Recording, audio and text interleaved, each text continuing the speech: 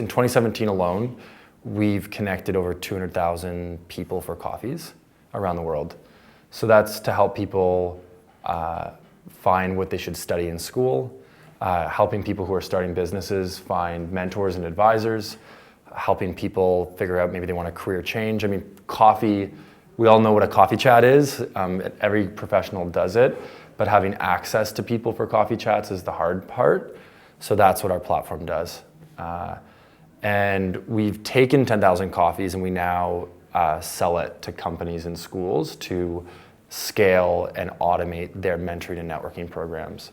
So most companies around the world have a mentoring or networking program. It's usually done through like Excel spreadsheets, or like less than 1% of their employees will have access to it. So they pay us to get that technology and automate it across the board. So like we work with an entrepreneurship center that did 50 mentors. They use 10,000 coffees. Now they have 1,500 entrepreneurs that use mentoring every month. So that's just the magnitude that it can get scaled to.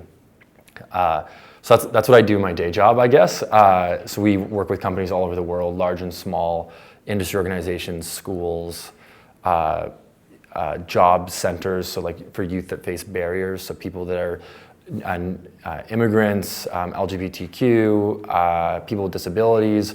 Those populations are barriered to get opportunities, so a lot of those organizations use this to rapidly connect them with populations that can help them with the data and the scale that our platform has. So with all of that, we know a lot about how generations can come together and have conversations. So how in a workplace, so I guess this is my transition to my speaking world. So there's kind of three main areas that I would say are the most fun for me to speak to. The first is around connecting different generations together. So if generations aren't connecting together, the talent just will not be engaged. Diverse connections and relationships is what creates successful people. Like if you're not connected to different people and you're not actively learning with people, you just won't be as successful as somebody that is. The problem with that is most people don't do that. And that's just a personality thing. People that are more introverted, especially in like technology-driven organizations, just don't necessarily want to go and meet tons of people unless they have to. But they need to if they want to be connected to what their organizations are doing. So we talk a lot about intergenerational workforces and how on scale we can connect the different generations so that they can actually be really dynamic together and have really great relationships and actually like to work together and know how to work together. So that's about engaging, retaining, and attracting millennials and the next generation into organizations of all shapes and sizes. The second area is around how to create innovation cultures. Innovation cultures are really important for cities and how to attract the next generation of entrepreneurs and innovators to shape growing or evolving or changing regions. The critical ingredient to innovation is collaboration and collisions of diverse people.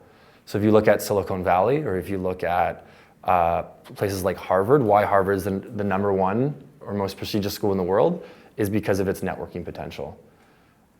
No school provides networking opportunities as well as Harvard. They'll be the first to tell you that their courses are not necessarily groundbreaking or that much different, but the ability to network and meet people from all over the world is what Harvard does and why people pay so much money to go to Harvard. If you look at the case studies of why Silicon Valley became the most innovative place in the world at its time, it's because you go and sit down in a coffee shop in Silicon Valley and everyone starts to talk to you. It's just the culture of that place. The collisions of people and of different types of people is what creates great ideas.